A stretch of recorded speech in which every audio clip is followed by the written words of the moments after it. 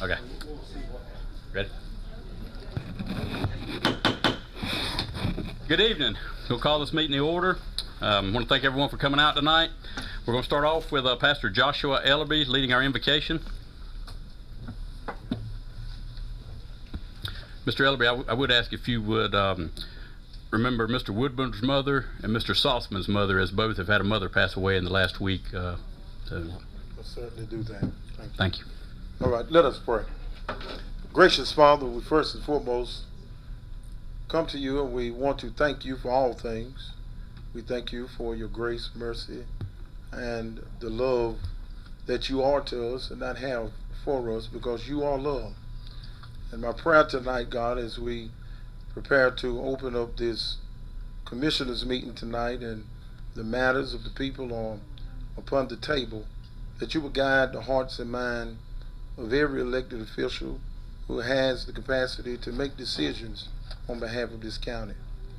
We also, before we move further in this prayer, dear Lord, we ask now for your strength and your kindness and your mercy to be released to our sitting commissioner, Commissioner Woodburn, and to our county manager, Mr. Saucer. We pray, God, that you will strengthen their families as they move ahead in this moment of bereavement, and that you will be present with them in life's journey as they move forward. We pray tonight will be peaceable, that tonight will be considering one another.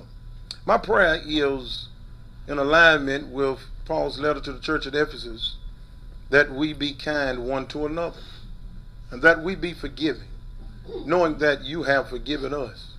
My prayer is in alignment with the words of Jesus, John 17, when he said, Lord, make them one.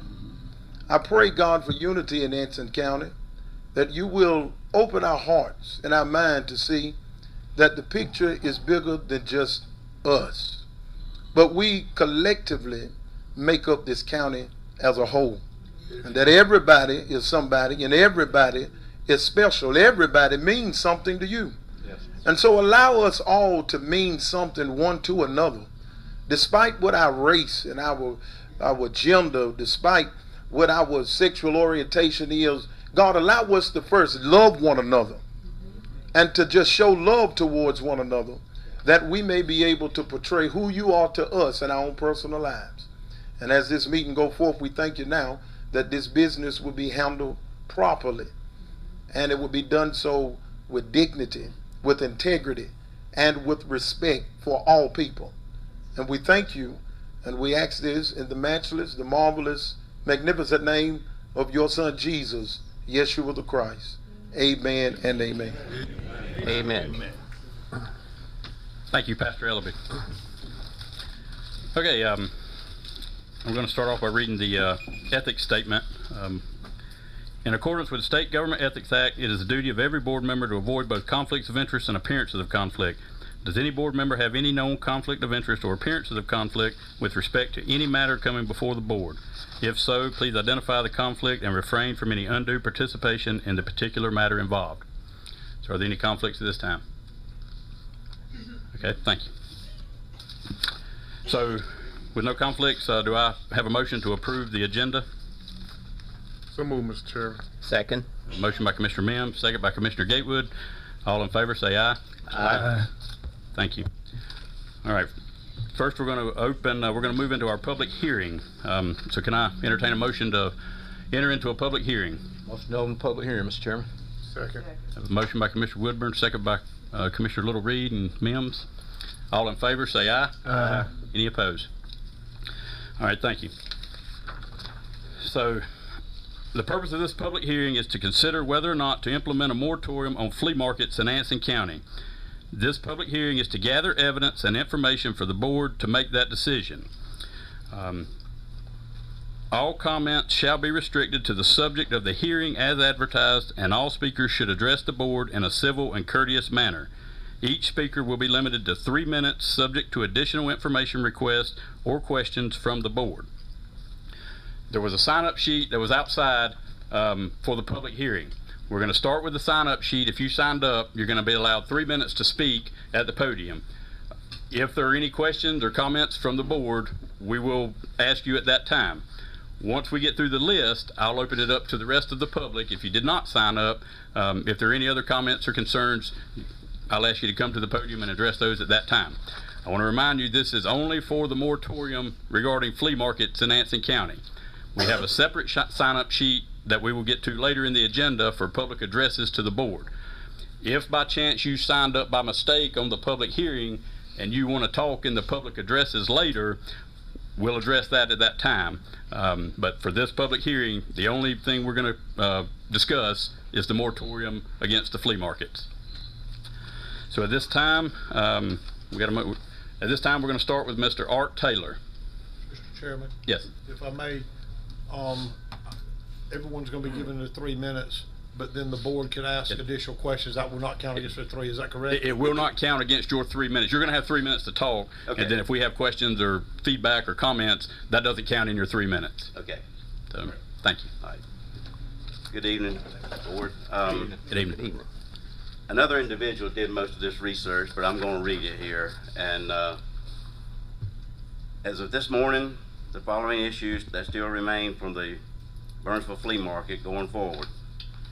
From a permitting aspect, no electrical or plumbing related permits have been requested by the flea market. On a personal note, I'm curious about structural inspection. We did notice in the paper that a lot of new construction was on the houses. The same goes with the DOT permits. The driveway connection was approved after the fact with no approval request up front. The flea market was advised to provide a report noting trip generation and data to plan that would allow the DOT to evaluate traffic patterns on the narrow dead-end road. It's not been provided as of this morning. The public announcement from the flea market gave projected space for 600 vendors, not including customers. This would result in a massive amount of required parking. This fact alone, in my opinion, is absolutely overwhelming for Faulkner Road, a dead end. There's nothing in the state of North Carolina that you can remotely compare this to on this site. I mean, something this big on a small dead end road. Based on this information, I firmly believe we should impose a moratorium until the flea market steps up and accepts responsibility to comply with the county's rules and regulations.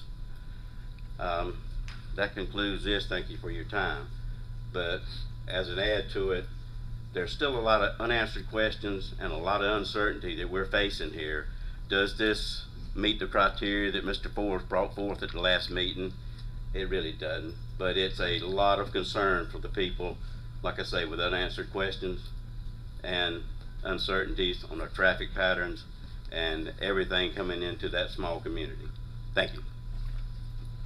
Thank you, Mr. Taylor. Next, we have Elena Hyatt.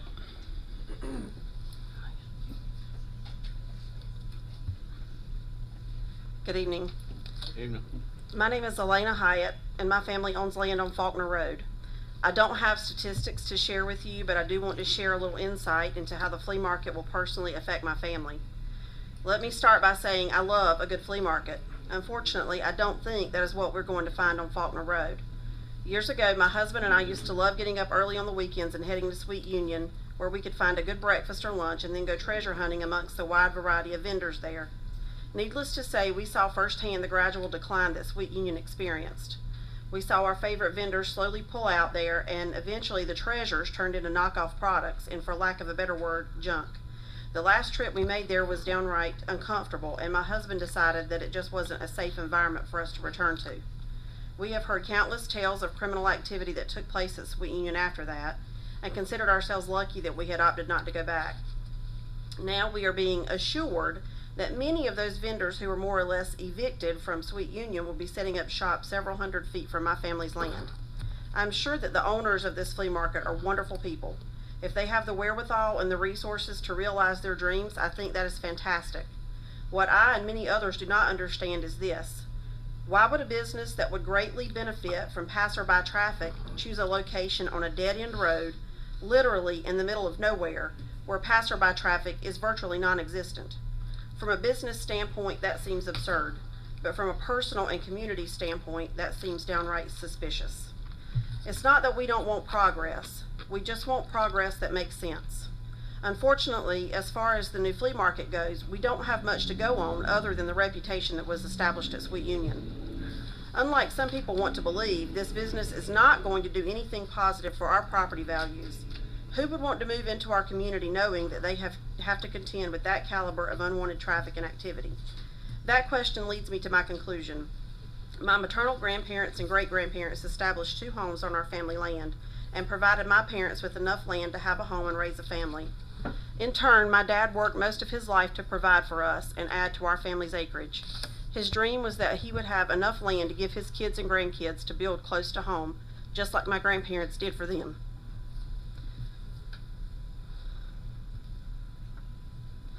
Cancer took him from us before his dreams were realized. My sister and her husband were determined to honor his wishes, and they were preparing to build a house on Faulkner Road. They did their due diligence and spent a small fortune on a soil scientist because, of course, nothing is going to perk in Anson County. Despite the odds being stacked against young families that have a desire to build in our area, they were getting closer and closer to groundbreaking. They felt that a quiet dead-end road would be the perfect place to raise their small daughter and hopefully future children. This was their American dream. I'm sorry, if I may, I just have a few more sentences. What about the time and money already invested by community members who are currently living out their American dream? How can the dreams of business owners who are not from this community or even from this county be considered more important than those of people already established here? My family's dream has been put on hold because raising a family just a few hundred feet from a business that will welcome 600 plus strangers every weekend doesn't seem so dreamy. I will end by saying this. I thought commissioners and other county officials who were voted into office by citizens of their district would feel an obligation to support and at the very least sympathize with the very people who voted them into office. I'm so disappointed in the way that our community members and their concerns have been received. Outside of a few commissioners who don't even live in the Burnsville district, we have been met with hostility, dishonesty, and quite a bit of righteous indignation simply because zoning laws weren't voted into effect prior to this. Well, that's the way to show us. Usher the flea market into our community because there's no better way to thumb your nose at the ones who didn't vote for zoning. I applaud your efforts to show your support for the county residents that voted you into those seats you are sitting in. Thank you. Thank you, Ms. Hyatt. Next, we have Joan Shea.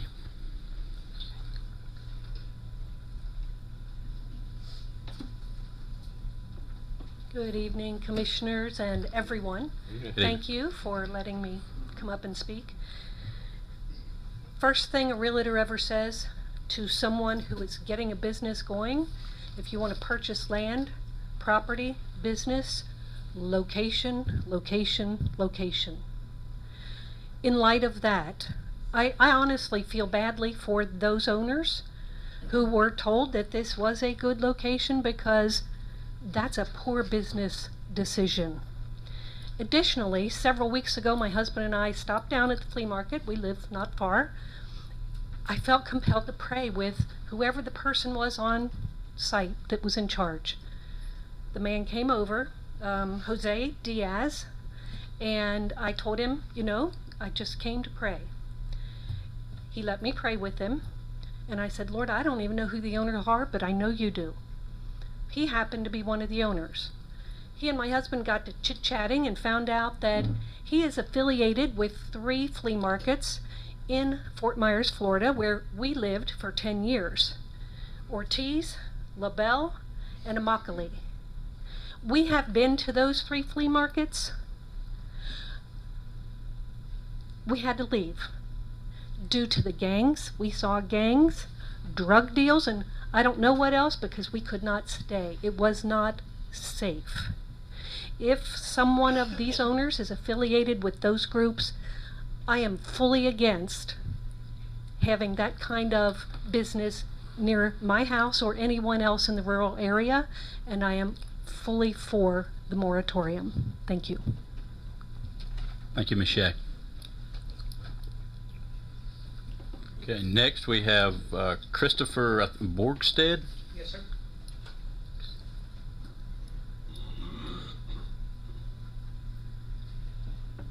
Okay.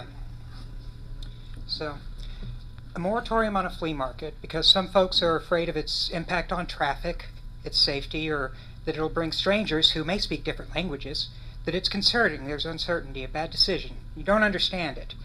And also, the government needs to protect your property values. Shoot, what's going to happen when I go down to the Chamber of Commerce and say I want to build a wheat straw plastic factory, which I do, talk to me after. It's a non-toxic process, less noticeable than a Jelly Belly factory, would bring jobs and money, but dang, it'll bring traffic, it'll bring strangers. They may even speak a different language. It'll bring change. How long would the moratorium on that be? How long would the county have to discuss an objectively good project while the project needs to retain professionals, keep the lights on, and spend money until it bleeds out? And that's what's coming. Lawsuits demanding traffic studies or an environmental study or human impact study, calls to zone the land to prevent its development in any way. You know, maybe not today, but look at the big cities. Look at Austin, Texas. That's where I come from. It's crazy out there. These big city rules and tactics kill off all but the most wealthy or politically connected by design. What's happening here today is just a small taste of the fight that will occur in this room, over every factory, every flea market, every barn, chicken coop, probably every new home that a farmer might want to build on their land for their kids. Unless this county gets ahead of it, which I actually think I know how to do, but not here. Thank you for your time. Thank you, Mr. Borgstead. Next, we have Linda Van.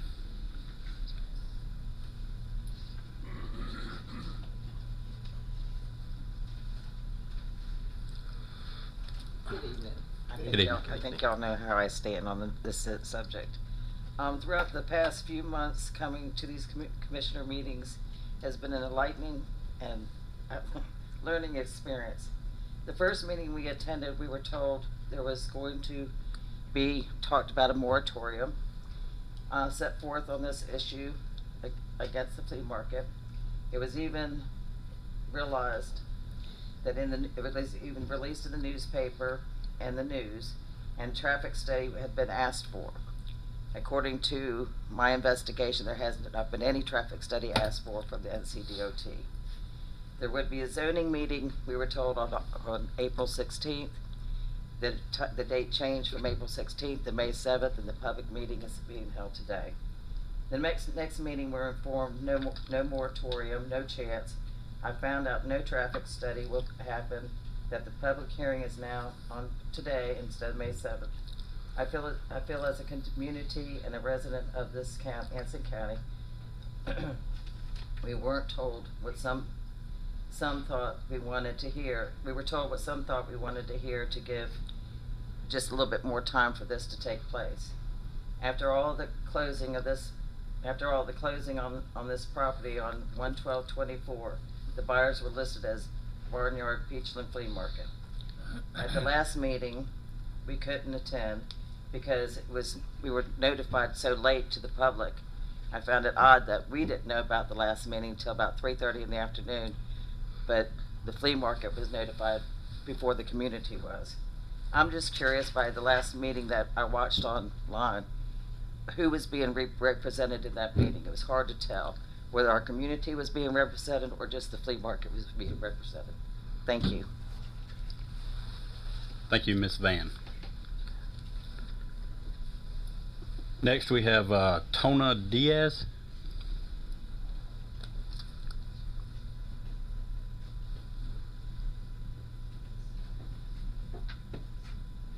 Nice to see y'all again. Good evening. Good evening. And I'm just here to speak again. I think this is maybe the third time I've spoken up here. And I genuinely, from all the business owners, the partners that we have in the flea market, we don't mean any harm. I think we've reiterated it. We've reiterated it so many times. We mean no harm to anybody in the community. Obviously, it is a really big change for a lot of the people that are living there nearby. As one of the people that spoke up beforehand, and we do sympathize with them to some extreme, but that's just what what came to us. If we had found a better location somewhere on the road, on 74, on some other big highway, you know, we probably would have gone there first. But we didn't find anything, and a lot of these people that are struggling to feed their families and whatnot, we're looking to see what we could do as a community, from the vendors to reinstill something that, you know, could get these people going again and feeding their families and continuing with their lives as well. And I think just, you know, we really mean no harm. We really don't mean any harm. It's just, you know, as far as emotions and sympathy goes, believe me, we all sympathize with them, and I think this isn't a matter of emotion. This is more a matter of legality, like the last meeting that was told. And I mean, we're just here to answer questions. As representatives, we have no issue with answering any concerns with anybody that they have, and any affiliations, any sort of biases that they think we might have with any sort of people. Believe me, we don't. We're here to just sell. We're here to sell our goods, and we're here to bring a positive change, even though some people might not believe it is a positive change to the county. And it's just something for us to, you know, build on and keep going. And, you know, I think everybody has a different version of their American dream. And I think our American dream is building something that will withstand the test of time, and hopefully maybe in 250 years, 150 years, you know, the flea market is still going to be standing. People are going to still be taking their kids, their grandkids there, and that's just what we're hoping for. No harm, no violence, nothing of that extreme. We're just here to sell. We're just here to operate a flea market. And like I said, if anybody has any personal questions, we're more than welcome to answer anybody. You know, we've tried to answer as much as we can, and we're trying to do as much as we can with the resources that we're given to by all the departments, like the DOT. We've spoken to them countless times. We've submitted all the paperwork we need to submit. It's just up to their time, and it's on them to see when they need to do their traffic studies and when they need to do their roads. And we already spoke to the person in charge, and, you know, we're just trying to expedite it as quickly as possible so we can get all this information to y'all. That's all from me. Okay. Are there any questions for Mr. Diaz? That's the last name on our list for right now. Mr. Chairman, I'd like to ask a couple of questions, Mr. Diaz, if I may, and I don't know if he can answer me this time. Just based on the concerns we're hearing, I guess, what do you plan to put in place to ensure that what's sold at your flea market is going to be, you know, first quality items? And then second of all, what do you plan to have in place to make sure that there's no illegal activity and that there's no violence? Perfect. So the first part of your question, the quality of goods. In the state of North Carolina, we all know it's illegal to sell any counterfeit goods, and the federal government as well. So if we see any sort of illegal activity like that, selling counterfeit goods, selling any sort of illegal items, knives, weapons, counterfeit goods, you know, marijuana, drugs, any sort of that, they will be automatically taken off the property. Local government will be contacted, and they will proceed with their legal action, and that's as much as we can do from the business standpoint to make sure they don't come back and they don't bring anybody else with them. But as far as the second part, to ensure the safety, I think maybe there's going to be, all the vendors there are owners. So everybody as an owner, we as a collective have agreed, if you see something, say something, right? So the owners here can tell you they take as much pride in this project as any other owner. So if they see something bad happening, they're not gonna wait on the next person to come and tell them, right? They're gonna go after it firsthand and address the problem, and other owners step in as well. So, and I think I talked about beforehand having 2 off-duty deputies too that will be paid for by the flea market, and have a patrol car outside, so we'll have law enforcement on site as well. That won't come out of taxpayer dollars. It's coming out of the Barnyard Peachland Flea Market. So. Thank you. In the scrap metal business, if you were to bring scrap metal to the metal yard, they require a photo ID, and then when you sell the metal, they'll have a record of where it came from. A lot of people will be bringing stuff to your project that you don't necessarily know the origin of. Would you have something similar like that? We would have something similar where every vendor has their photo ID logged in our database at the front office. And so every vendor that comes through, that comes to, even if it's once or if they're reoccurring vendors every weekend, they're going to have their photo, their information saved in our database, and say X person was, found of having some sort of illegal activity connected to them, we'll hand it over to the sheriff's department, and they can go ahead and come in, and if they need any other information, we're more than happy to help. And as far as the catalog goes as well, because a lot of vendors work with catalogs, so we'll have to see what catalogs they're bringing in, making sure that they're not counterfeits and they're their own brand, their own quality goods. So that's as much as we can do on our part, ensuring that the quality of goods are up to standard. Thank you. Any other questions for Mr. Diaz when he's here? I have a question. Yes, ma'am. They saying it's an issue with parking. How is you gonna? Where are the people gonna be parking at when they come? So the parking, the way it's set up, I wish I had a picture of it. It's in the back is for all the customers. We approximated there's around 400 spots, 4 cars. So it depends on how many people come in a car, but that's just as much as we can predict, about 400 cars that could fit in the back of the parking lot. And then on the sides of the actual chicken houses are those spots for the vendors to park. So the vendors and the customers have separate parking.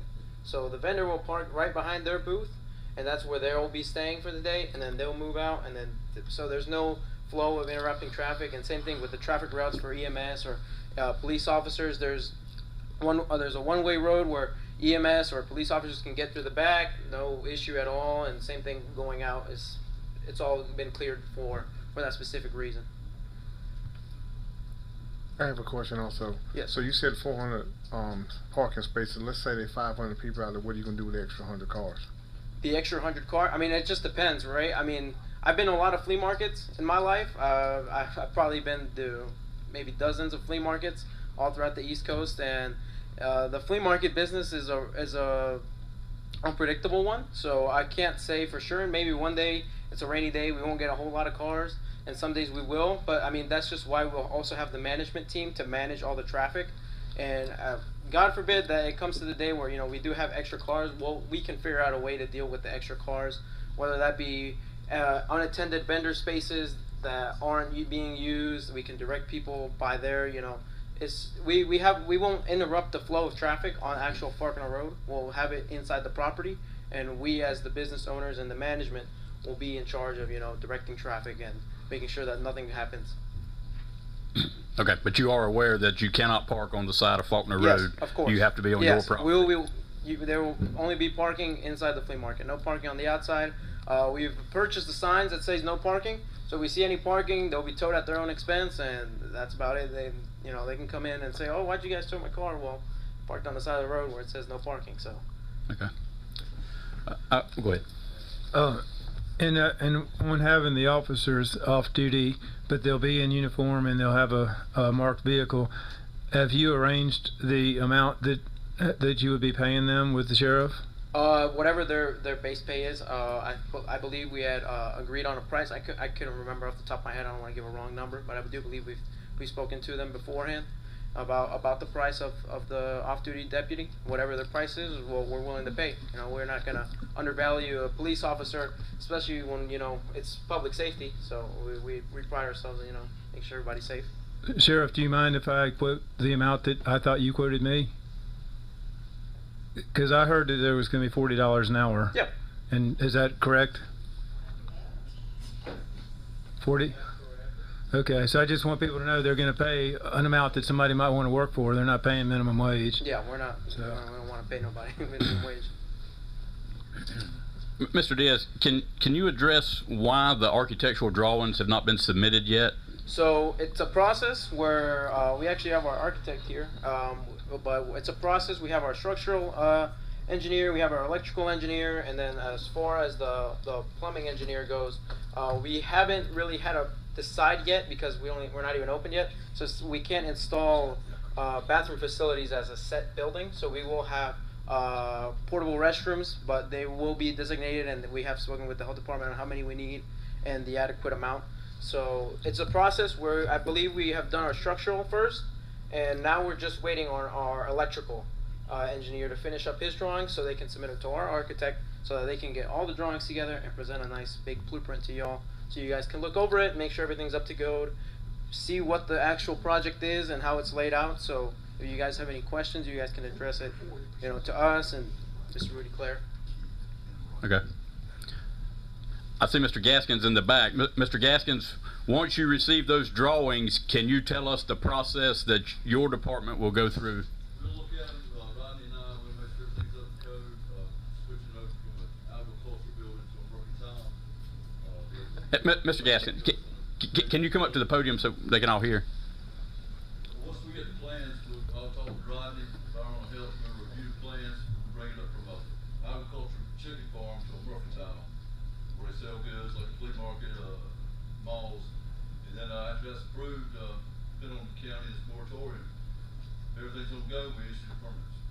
Okay, but they will not be allowed to open until you get those the drawings. And they get a CO from us. Okay, thank you. And a CO for public information is certificate of occupancy. Thank you. Okay, Mr. Chairman, I have a question for Mr. Larry Newton, our tax assessor and planning officer, and I'd like to invite him to come to the podium, please.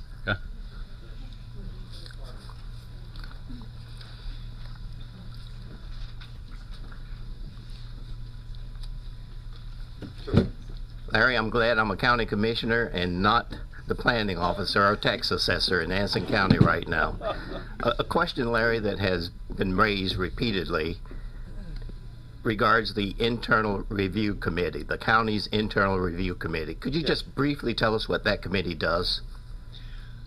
Well, it's made up of all or a number of different departments that would be related to the influence that that particular development would bring to the county. Not every department would be involved in every one of the internal review processes. It'd be the ones that will affect, like if it's a structure, if it's going to create schools, going to create fire protection, could influence EMS. It could be a number of things that would need to be run by these different departments, the sheriff's department, law enforcement, any of those areas that are going to be influenced by it need to contribute to that process to see if the county can sustain it and allow it to be there safely. We are basically concerned about public health, safety, and welfare is what we're looking for. All right. I've mentioned to the board and citizens on several occasions, when I first went up and inspected the site, I said, wow, how did this pass through our system? Was there anyone from the internal review committee that went up to the site to inspect it and come back and give a report? No, there was not. On reflection, was that a mistake?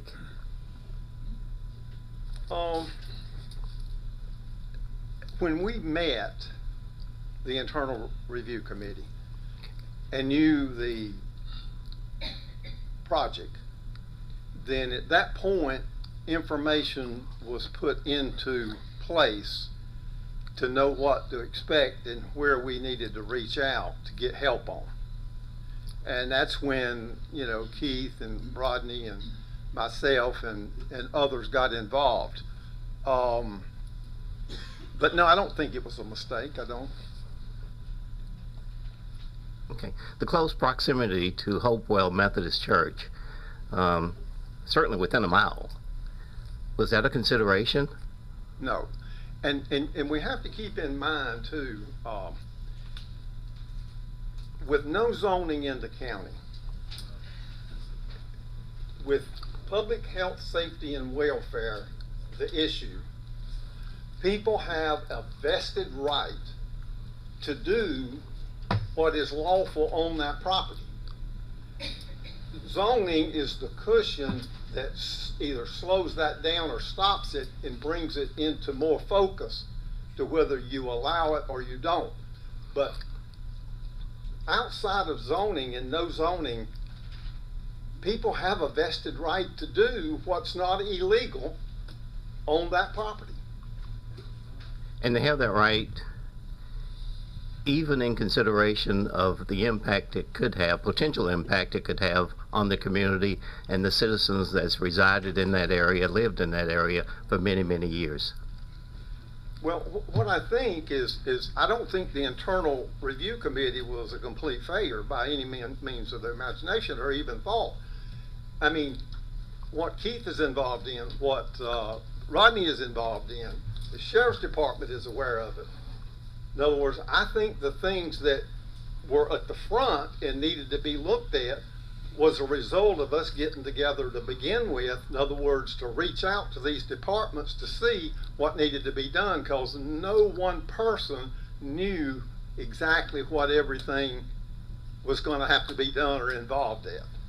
And unless they're breaking the law, if they're creating something that is hazardous, if they're doing something that is illegal or whatever they might be doing, that they still have a vested right to do what we allow them to do in those zoned areas. All right, thank you.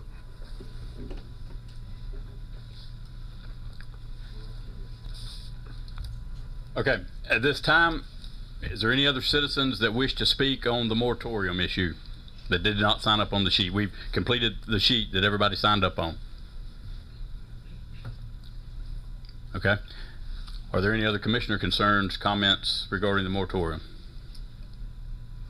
Mr. Chairman, do we know when DOT will have their assessments available? I have a copy of an email here. There's two of them actually. On March the 26th, there was an email sent to the North Carolina Department of Transportation, the district engineer, from Mr. Saltzman, requesting a traffic study for the proposed Faulkner Road flea market. He asked, I would appreciate receiving a copy of it when completing. Also, the Lansing County Board of Commissioners would appreciate a live report at one of its monthly meetings. He was responded to by the DOT that said the North Carolina Department of Transportation typically does not do traffic impact analysis studies for developments that are coming in. If those developments meet our criteria for a traffic study, then we will require them to do one. I am copying this Amelia on this email, as her office would know if we have required a study for this development. Amelia sent back and said, the property owner of the proposed flea market came by our office today to inquire about a driveway permit process. In addition to submitting for access permit, we have asked the applicant to provide trip generation for their site. This will give us better ideas of the volume of traffic going in and out of their site. In general, we require a traffic impact analysis for developments with an estimated trip generation of 3,000 trips per day. And so that is the last correspondence we have from the DOT. They are waiting on Mr. Diaz to submit his plans as to the estimated trips per day. The DOT will then they will see if they meet that criteria. Anson County does not have the authority to request DOT do a traffic study. They're telling us they don't do it unless the company meets that requirement. Understand, Mr. Chairman, but I would like to again request that DOT provide this board with an update once they have all their information together. Yes. And they're ready to make a recommendation. Mr. Saltzman, I'll ask you if you will follow up with that. Okay. And like I said, that first email was sent on March 26th. That's when that was requested. Yes, sir. Thank you. Thank you. But traffic, congestion, parking, I mean, those are central issues that we've heard repeatedly. And I would like to recommend that we hold off on any positive action on the flea market until we have that report from DOT. Okay. I know that they will not get their CO until they have submitted their plans to the DOT. That's all part of the process that Mr. Gaskins explained, that all that's going to fall into line once they submit that plan. Absolutely. It is my opinion that a moratorium should not be issued to stop that process. That's not the purpose of a moratorium. In other words, Mr. Gaskins' department is going to hold up the movement of the flea market, not the moratorium. Is my opinion and what I've studied of moratoriums. Thank you, Mr. Chairman. Again, all I'm kindly requesting, is that DOT provide us with a briefing at the appropriate time. Yes, sir. So, are there any other comments from commissioners, concerns regarding the moratorium? Mr. Chairman, hearing nothing from commissioners and nothing further from the community, I'll make a motion that we close the public hearing. Second. Okay. Have a motion by Commissioner Woodburn, second by Commissioner Gatewood to close the public hearing. All in favor say aye. Aye. Any opposed? Okay, so now we are out of the public hearing.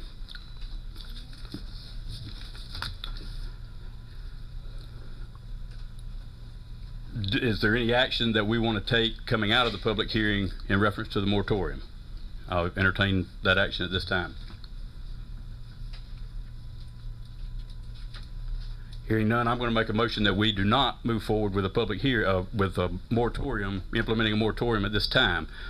My research for moratorium, the moratorium does not prevent a business from locating in a place that's not zoned based off of the fact it's going to create a change to a community.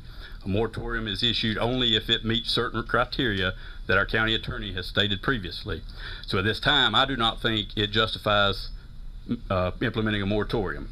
So I'll make a motion that we do not proceed forward with a moratorium at this time. I second the motion. Okay, so we have a motion by Chairman Caudle, second by Commissioner Little Reed.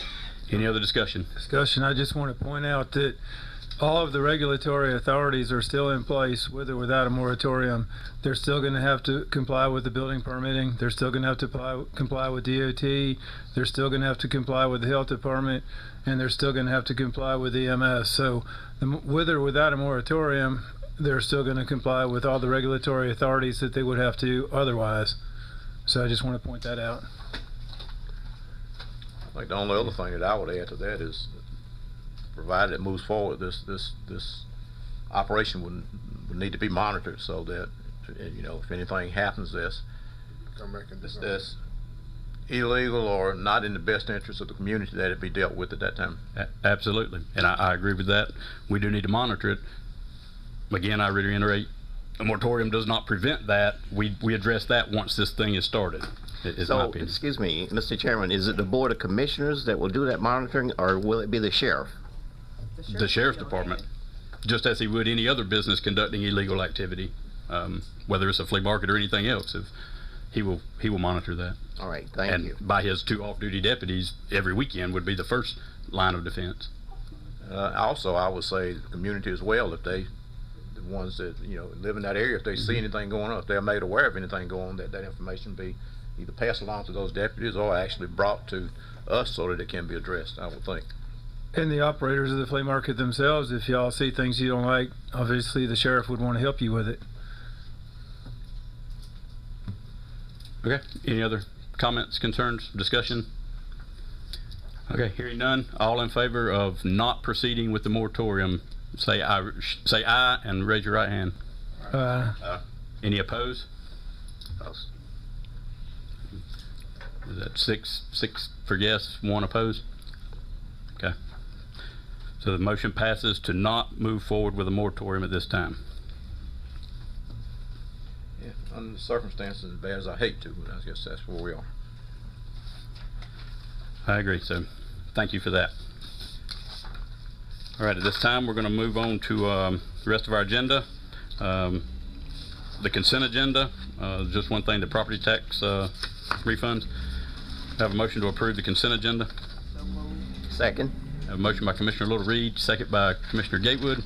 All in favor say aye. Any opposed? Thank you. All right, down to appearances. We have Sheriff Howell.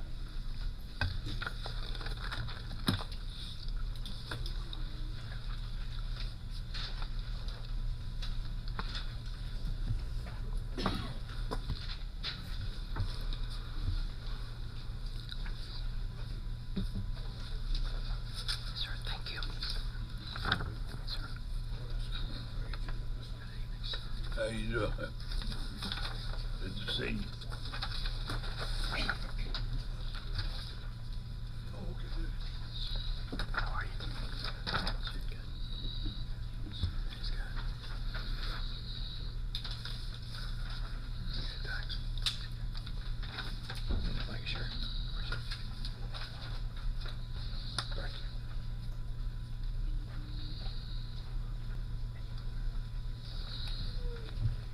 before I get started on the topic that I come to address tonight, I'd like for you to introduce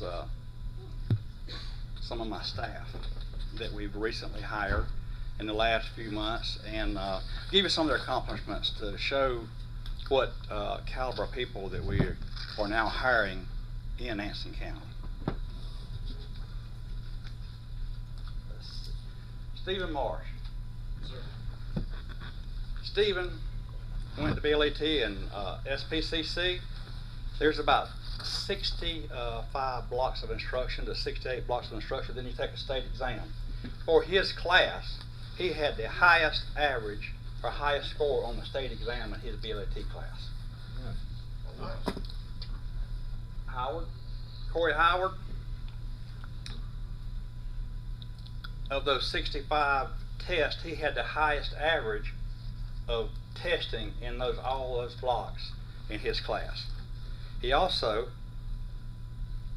beat the state physical fitness test by 2 seconds. 12 seconds. Sir? 12 seconds. Don't ever correct me. I'm just kidding. Get it right, Sheriff. I saw it. It has been typographical error because I saw it was 02, so it's 12 seconds, which is even a better accomplishment. And he also was a valedictorian in his class. Jackie King.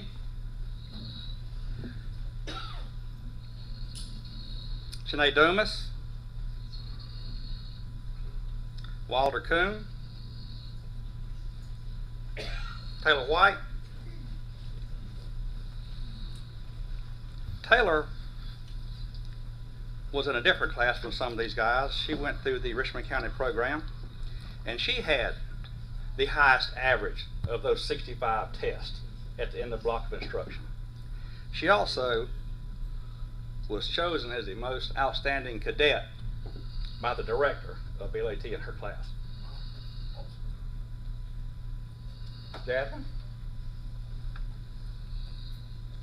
Jasmine Riley.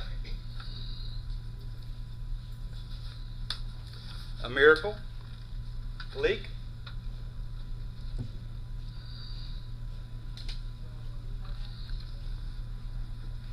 Miss Leviner. Miss Leviner comes with us with 7 years experience and 6 years in investigation, and she's doing a great job in her detective vision for us. We also have Mr. Wayne Jordan, who comes with us for 32 years of experience. 23 of those years are in investigations. So I just want to give an opportunity to introduce you to these guys. They're the ones patrolling our streets and protecting our citizens and property in this county. And I want to let you know that what caliber of people that we're getting here and with the salaries that are bringing them here brings. Appreciate it.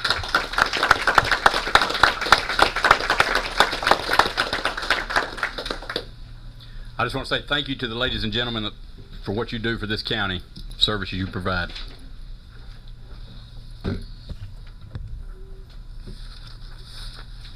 Now, the topic I come to speak about was courthouse security.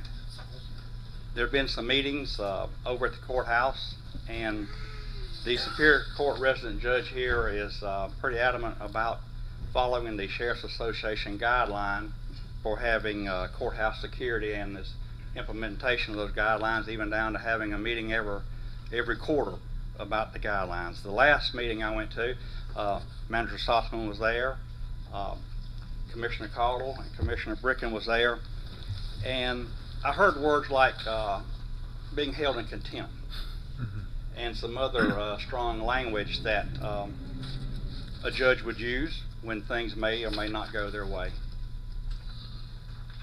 Also, I saw a estimate that a camera and wiring installation for the courthouse was available. I think that that's probably not the only one by our county rules. There's going to be others that would be submitted before a lowest bid could be identified. But that bid was $238,726.07 for cameras and wiring in the courthouse. There were some concerns in the meeting, and some things that were brought up was that we'd have to hire a deputy to watch the monitors that was watching the courtroom or the spaces in the courthouse that was being monitored by the cameras. The only thing is that if an assault begins to happen, that's just what you're going to see. You're going to watch it on the monitor. That camera is not going to prevent anybody from getting assaulted. By the time that a deputy or someone gets there, the assault's going to be over with. So I spoke with Judge Futrell after the meeting 2 or 3 different times, and it was suggested by a commissioner there that it may be more cost effective to hire more deputies to be in security than it would to be putting in the system that costs so much. Judge Futrell agreed that it would be a lot better to have boots on the ground than it would be have cameras on the wall. So you have those people to respond or even be in the courtroom and prevent something from happening that they may see before it happens. My proposal to you is to hire 3 deputies to work in the courthouse. They work the security in the courthouse, they work the metal detector, and in the courtroom. When the judge is not there, court is not in session, we'd be able to use these deputies at different job functions that's necessary for the sheriff's office to carry out its duties. One of the guys would always be in the lobby around the metal detector, so then you'd always have 2 people in the basic area of the courthouse to prevent anything from happening. I know that 2016 we had a guy come up there to the front door with a AR-15, saw a deputy there and scared him off. The deputy had been on that post for almost 30 days. Prior to that, we did not have a metal detector deputy, and there would have been no one there to stop him. He'd have come on into the building. The thing is that deputy wasn't added space by the commissioners. That deputy was moved from another job duties description that was already hired by the sheriff's office and was just transferred over there. So I lost a particular person that duties are no longer being fulfilled because we transferred that position. When those deputies are not doing their official duties at the courthouse, like I said, the one will be paired up at the metal detector, but the other one I propose would roam between the Department of Social Services, the administration building here, and any other building that has a high volume of visitors like those 2 buildings do. And I'm pretty sure that Social Services would be glad to have a uniform walkthrough or be there during some of their daytimes. The other deputy I would like to use is a sex offender register deputy. His duties would be to assist the administrative staff that register sex offenders and to help ensure that those sex offenders across the county are held in compliance and they're doing what they're supposed to do, living where they're supposed to be living at. These deputies also would provide security in any kind of government building, any various occasions when law enforcement presence is needed. The approximate cost of the salaries of the deputies, including benefits, is $195,000. An additional $132,000 for patrol vehicles. Like last year, there's money available in our budget, the residual money, that would pay for this, in addition to saving the $238,000. The uniforms and equipment for upfitting the cars and radios will already come out of items that have been allocated and appropriated for this year's budget, and they would be spent for those items as well, without any additional cost. At this time, I'd like to make a motion that we move forward. I was at the meetings, and I think it's really great that the judge listened to the idea of having the men or women on duty rather than they can be there to stop any incidents rather than go back and watch them on the video. So I thought it was great that the judge seemed to be interested in doing that, and I think it would be a great idea. So I would like to make a motion that we move forward with that proposal. Did you say you already had the money? The money would come from saving, not having to put cameras in, which would save a whole part. Just that part, if you didn't take any money that was left over from this year's budget that was not used, it would only cost an additional $888,273. But that money is available through the residual funds that have not been spent. And the judge mandated that proposal for the cameras. He wasn't asking us to come up with $250,000. He was telling us to. So it's nice that he's given us some flexibility with what to do with it. I'd second that motion. Okay, we have a motion to approve the 3 hires for the Sheriff's Department for courtroom security. We have a motion by Commissioner Brickens, second by Commissioner Woodburn. Any other discussion? I would just like to table it until I know you two was in the meeting, but the rest of us weren't in. If we could just have a discussion about it. Not here, but just have more time to think about it before we do it. I would just like to table the motion to the next meeting. I know you made the motion. Second the table. Okay, what, any other comments on from the board? Yes, I was in the meeting as well with Judge Futrell, and it was kind of a lighthearted comment that he's requiring us to spend $238,000, and I don't want to say we were joking about it, but it was lighthearted and said, well, we could hire some deputies instead of putting cameras up. The cameras are going to protect the judge's wife. When something happens to the judge, at least he knows who done it. The deputies are going to protect him from getting hurt in the first place. So I do agree that that's a better use of the money to put deputies in place instead of cameras. And the deputies will be full-time when the cameras are only going to be used part-time when they're needed. So you're using cameras for a few hours versus having deputies for the regular weekly schedule. Well, also using the deputies in additional duties after court is over with. Other counties have full-time people doing that. They have full-time people working on the sex offender registry, and that's just their job. They have people that work security in different admin buildings and social services that we've not been able to do with the amount of employees that we have now. Yes, sir. And just to clarify, it's not going to cost anything additional over the $238,000 because you've got the $88,000 in savings and cost savings in your budget already. That's correct. Yes. So we're going to spend the $238,000 either way. The judge has already demanded that. Yes, sir. So okay, just to clarify, so it's not costing us anything extra. Or at least the $238,000. I don't know what the other two estimates would be. Yeah, based off that one estimate we had. Yes. Okay. Any other discussion? All right. At this time, we'll have a vote. So all in favor of the 3 hires for the deputy, say aye. You made a motion to table that. We already had a motion on the floor to approve it and a second, so we got to vote on that first. If that fails, then we can table it, or we can address the table. I don't know what that's proper or not. So okay, so we had a motion on the floor to approve it. All in favor, say aye. Aye. Any opposed?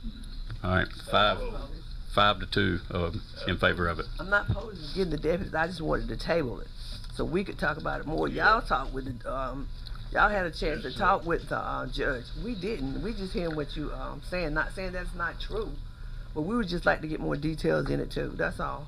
I understand. There's nothing personal. Understand.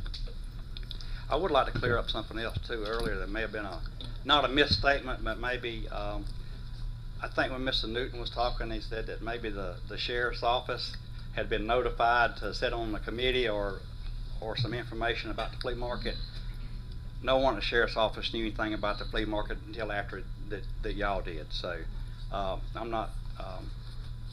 I knew nothing about it, any committee. I didn't even know we had a committee that would meet on certain things like that. So none of my staff was involved in any kind of meeting concerning the flea market. Thank you. Okay, thank you. All right, next on our appearances, Mr. Larry Newton with our 26 octennial reappraisal.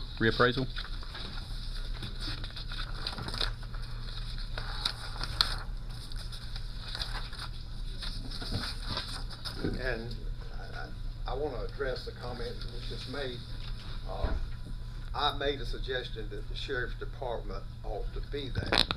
I wasn't responsible. I might, well, if I was, okay, but I made the comment that I thought the sheriff's department ought to be there, but I didn't follow up to see if he was actually notified. Okay? Okay, thank you. And so I didn't know why he wasn't there, and of course he explained he didn't know. Okay? I'm here, in your packets you got the information for the revaluation 2026. The RFP was sent out. You actually got a copy of the RFP, and you also have a copy of the 3 responses we got. And the selection to get the 3 quotes and proposals back, those 3 companies were cleared or certified by the Department of Revenue for revaluation appraisals. So that came off of a list. That wasn't just 3 companies that were just notified and asked to do that. As a result of notifying those 3 companies, Chris Ferris and Pearson Appraisal and Mr. Piner, I met with Mr. Pearson, I met with Mr. Piner, talked numerous times on the phone with Chris Ferris from over at Concord. As you know, this 8 years of revaluation, we can't exceed, in other words, that 8-year period. That's general statute that we have to do it every 8 years, which basically falls on us, in other words, doing it in 2026. I want to kind of recap where we're at and what we've done and what we are proposing to do, so you'll know that there's different ways to do revaluation. And I believe that the path that we're taking this time is the correct path to take, but I will tell you that we have done it different in the past. But if I back up, I came here in 2005. 2010 was the first revaluation year we had. And when we did reval in 2010, we did what is classified or identified as a full list and measure, and y'all familiar with that, of the county. And what that means and what that consists of is that means not only did we visit every improved property in the county, every property that had improvements, we visited that thing, but we went beyond that. We measured everything in 2010 that was on that property. And that was even if it was already on the property tax card and on the books, in other words, for taxation. So it was a full list, full measure, and I think that it had been years since the county had done that, so I think it was the right approach then in 2010. I'm not suggesting that again. But I will say this, when we go out even in 2026 or coming up on 2026, just as in 2010, we still will visit every property. We still will get out and inspect the property. We will have aerial photos. We will have property tax cards. We actually will have GIS with us this time with tablets instead of doing it by pencil and paper.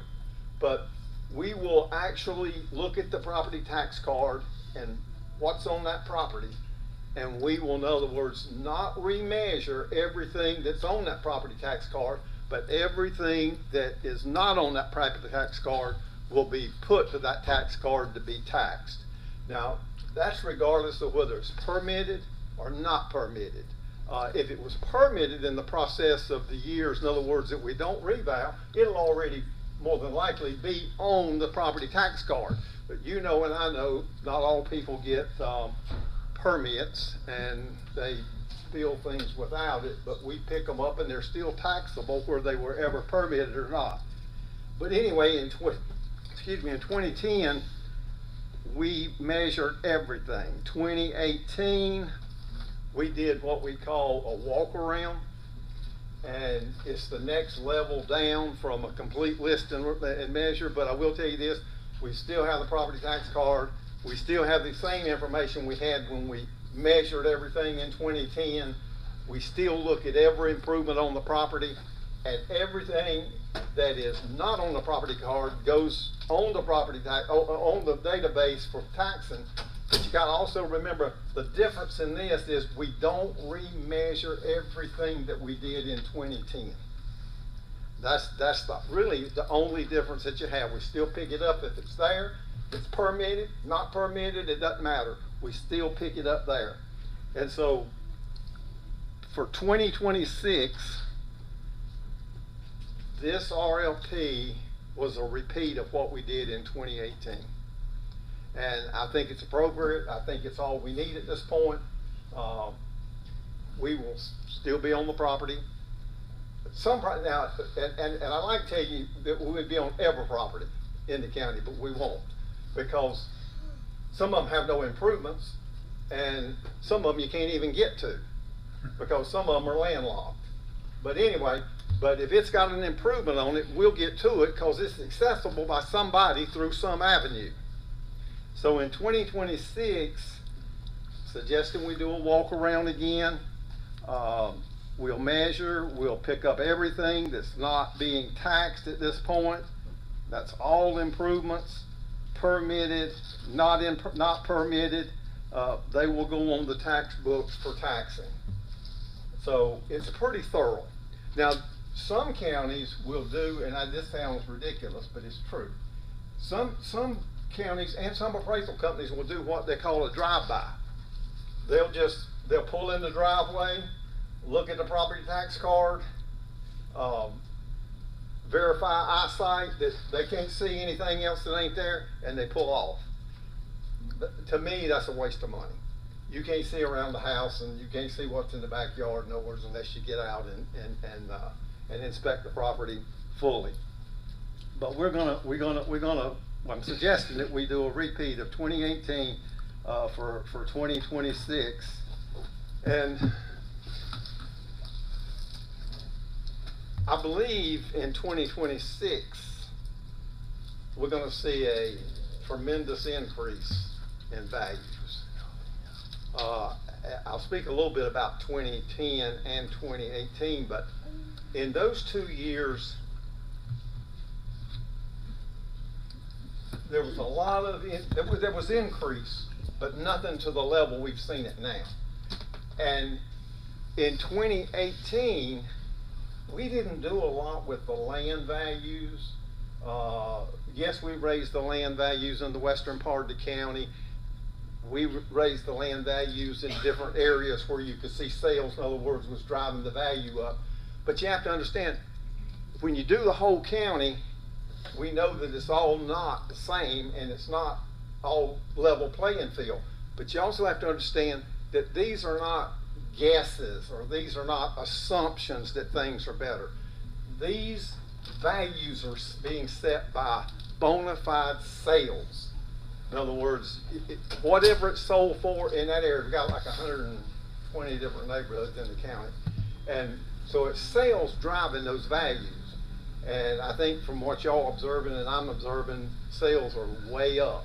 Now, we don't know what's going to happen between now and January 1, 2026, but you know, I'm assuming and hoping, in other words, that it's stable enough, in other words, to retain, in other words, the path that it's traveling.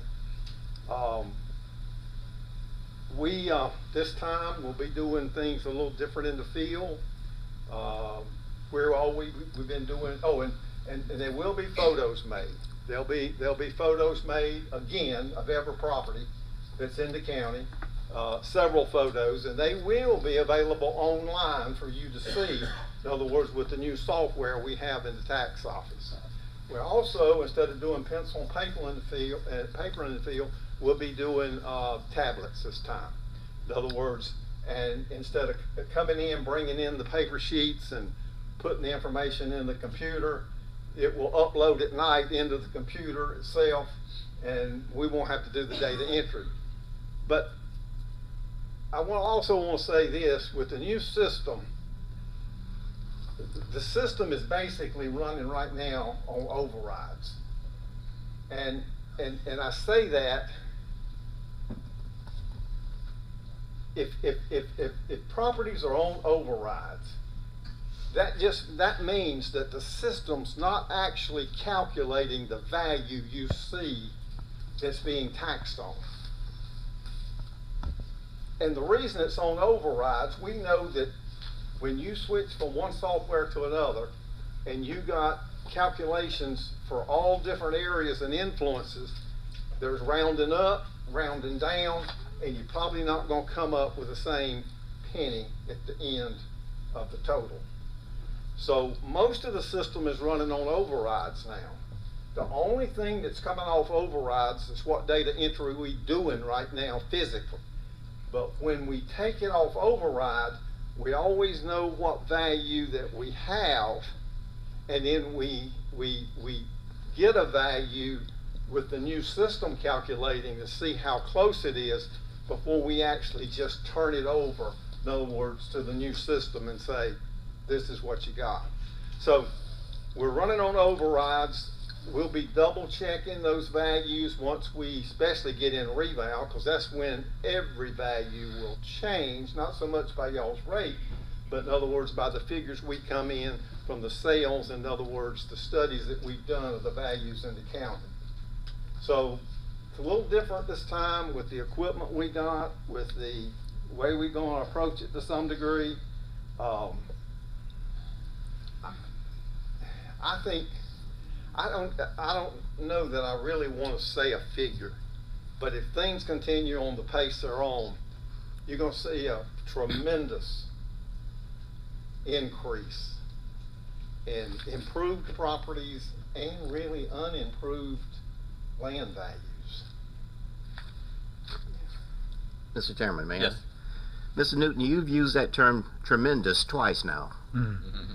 I know you can't give us a figure, but can you give us a range? Just an educated guess. Excuse me, I'll tell you, in addition to Commissioner Gatewood's question, do you have any feel right now, or have you given any consideration as to whether or not it'll be revenue neutral, or what, anything along that line? Well, if you go back to 2010, the county hadn't done a full list of measure in years. Okay, we lowered the tax based on tax rate. We lowered the tax rate 13 cents in 2010. But then when 2018 come along, and I had reported this, if you were on the board at that time, that it was going to be pretty flat. In other words, and we didn't reduce it very much, in other words, in 2018. But, you know, when you go to talk about land, you're talking about improvements. Homes are much more up more than land right now as far as home sales. But in some areas of the county, you're going to see land values up 30% or so. And when you get out into the western part of the county, that's going to be substantial for some of those land values out there.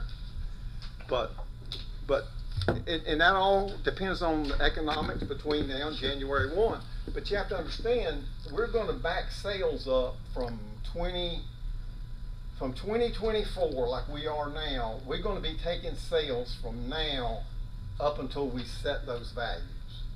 After that, regardless of what happens, it won't change for the next 8 years, even if it would fall later. But if it maintains this trajectory, we're going to be bound to January 1, 2026 values. So, but at that time, this Board of Commissioners, or at that time, the Board of Commissioners at that time would be the one to set the tax rate, which we'd have the option to set it net revenue neutral, so we could reduce the tax rate again and stay the same as where we are now. Does that make sense? Yeah, I'll split the difference. You split the difference, yeah, whatever it would be. That, just because the value went up, you can reduce the rate and you still pay the same taxes. So if it goes up 10%, you can reduce it 5% and we'll still be making 5%. Right. Yeah, and the board, and I'm just May I ask a question? Sure. Do you have the reevaluation? Have you done the request for reevaluation? Yeah, as a matter of Yeah, fact, we- they have the oh, proposal, and I'm asking, in other words, for approval to move with one of the selections. Do you have a selection? Yes, I do. Okay. Yeah, it's Okay, in there. that's what I was wondering about. I didn't know if the board wanted to ask. Yeah. Oh, yeah, yeah, So- we got that in the package. We're ready. But- I'm ready.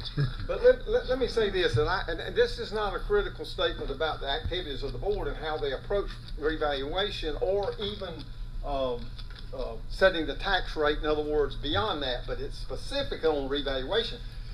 The county doesn't have to set revenue neutral at the time of revaluation. Well, I understand. You see what I'm saying? But they have to explain, in other words, or have to publish what revenue neutral is. Right. And but reval is a good if you're getting a good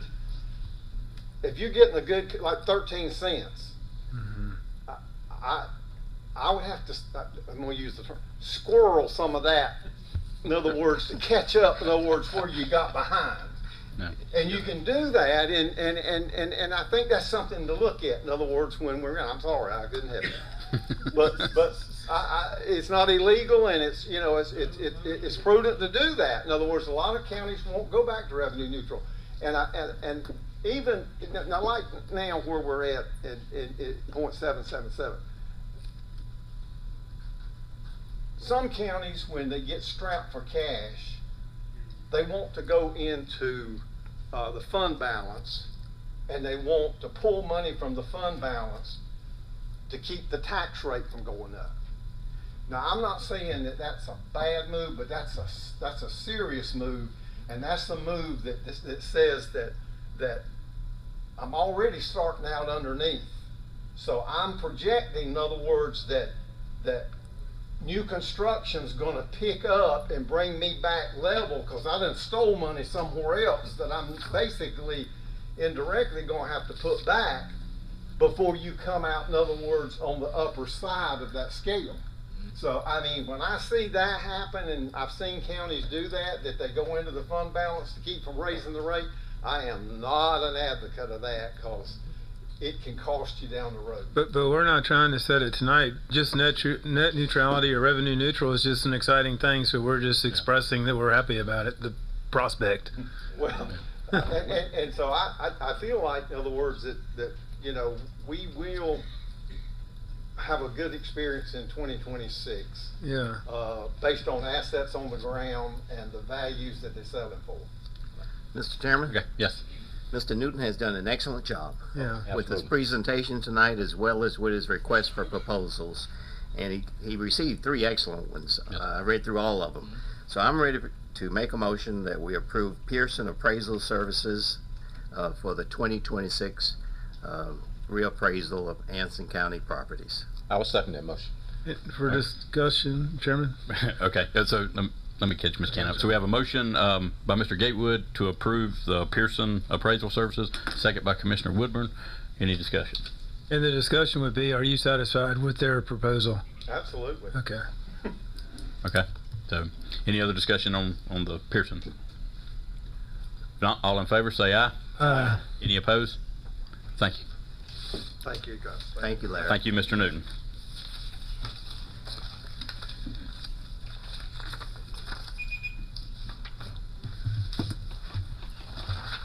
Okay. Somewhere around here, I've got the other sign-up sheet. Oh, it seemed like it. Did it go under here? Miss Cannon told me I'd do that. But, You squirreled it away. Yeah, I squirreled it away over here. All right, at this time we're going to move into our public appearances, or public addresses to the board. First we have Mr. Charles McGinnis. Before you start, Mr. McGinnis, let me read this statement. There shall be a time set aside at each regular meeting of the board for public comment. Each citizen who wishes to speak during this time must sign up on a sign-up sheet prior to the start of the meeting. Each citizen shall be allowed 3 minutes for their presentation. All citizens are expected to follow proper decorum and shall not use profanity nor defamatory speech. The public is expected to remain seated except when leaving the room. Only presenters listed on the agenda or recognized by the chairman will be called to the podium to address the board. Commissioners are expected not to comment on matters brought to the board during this time, but to delay action or comment until staff has had an opportunity to research the subject matter and to report necessary and relevant information to all members of the board. So, thank you. Well, I want to thank you all for allowing me to speak. And this is a different subject, and I'd like for you to listen to what I got to say about it, because this is a real important document. And I know that Commissioner Gatewood's read it, and I hope all the rest of you guys have read it. And it's about the zoning document. Before you vote, please read this document. I'm not implying that you haven't read it. I'm just saying that if you plan to vote on it, you need to read it.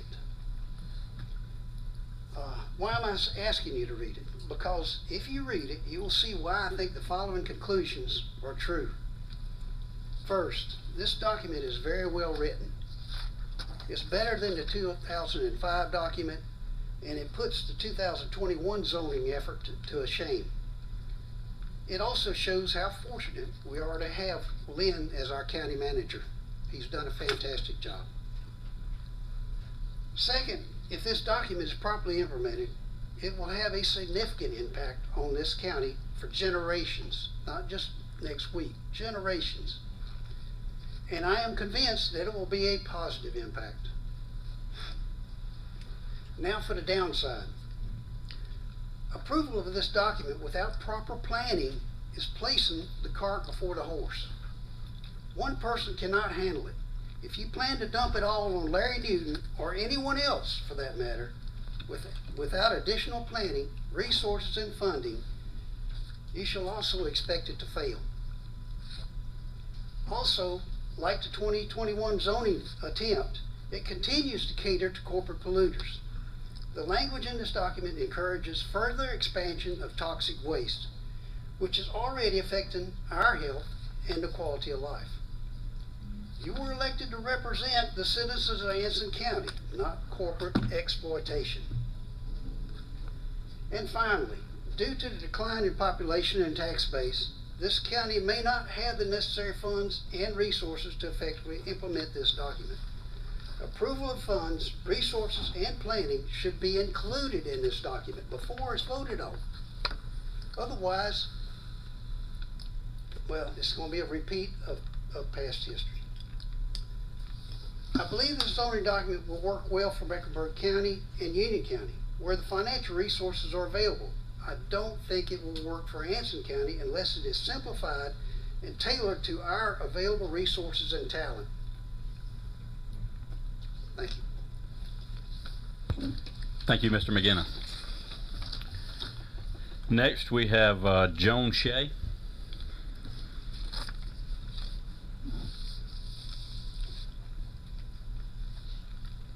Hi again. Good evening again. Man, I don't know how y'all sit there that long. Whew. Not to address anyone or any one particular issue, I want to lift you up and address my Father over all of you.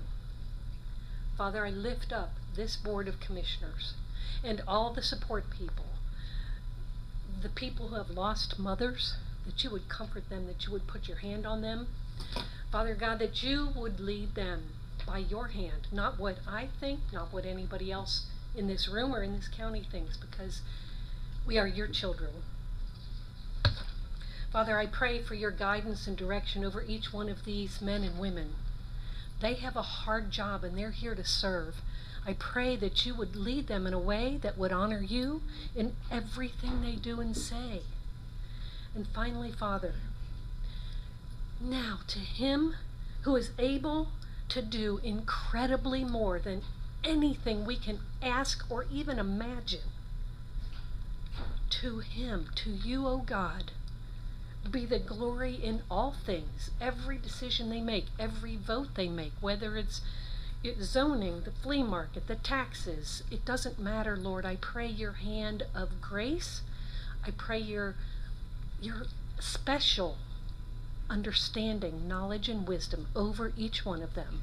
And I thank you for already answering these prayers in the holy name of Yeshua. Amen. Amen. Thank you, Ms. Shea. Next, we have Elena Hyatt. Okay, yeah, that's perfectly fine. So, thank you for addressing that. Okay, so that concludes our public addresses to the board. And I believe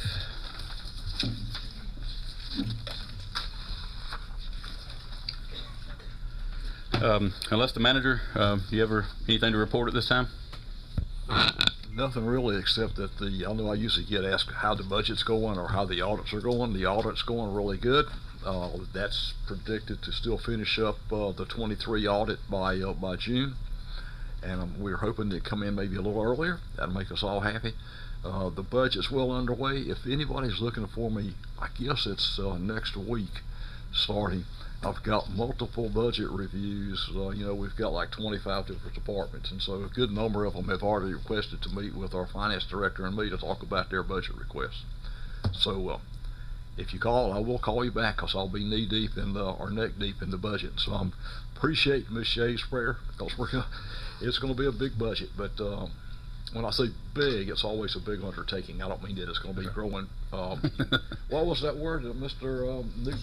Tremendously. It's not going to be it's not going to be a tremendous increase, or an enormous or ginormous, whatever. It's going to be hopefully well maintained. You will squirrel away a little bit.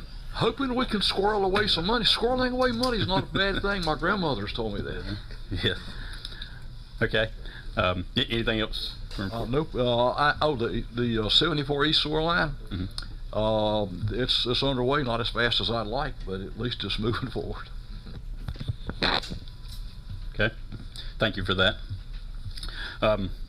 Under the chairman's report, I just want to remind everyone of the public hearing coming up on May the 7th in reference to the zoning that we discussed tonight. We're going to basically do the same process we just did here again tonight. The citizens will have a chance to provide input on the zoning document. And other than that, I have nothing else to report. So, are there any other concerns or comments from commissioners? I was going to ask during the manager report, but I'll take it now. The sewer line repair, do you have an update on that? It was contained, and I think I reported that the contractor, Columbus Utilities, who was doing the 74 East sewer line extension, as good as they were on the job, they were able to contain it quickly. It's been reported to Raleigh, DEQ if you will, and we were able to bypass it, isolate where the failure took place. Which essentially the worst place was a manhole that was, I'll say, force fed, because a good bit of the sewer that was our effluent that was dumped into it was by a force main, and obviously that's under pressure. So it will be rebuilt, and we've got recommendations from the engineer in terms of the type or two types that we could make a choice of, and we'll go with the best one. So hopefully it will last really long. And of course that line is probably the county's oldest outfall line, and obviously a 36-inch diameter. We don't want that to happen again. And the engineer you're referring to? LKC. Good. Okay. If you would like, I can get a second opinion. I don't mind. No, I just asking.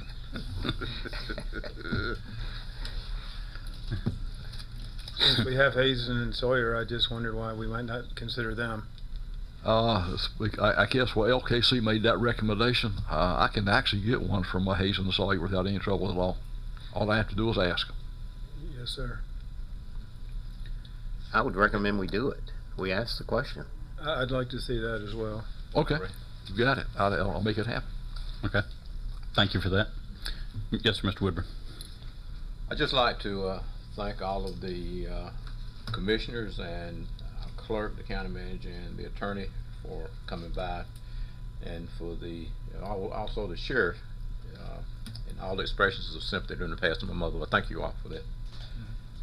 Also, Mr. Sossman would like to see if there's any update on the magistrate's office, the cameras, and something to protect them from the clients that are there with them.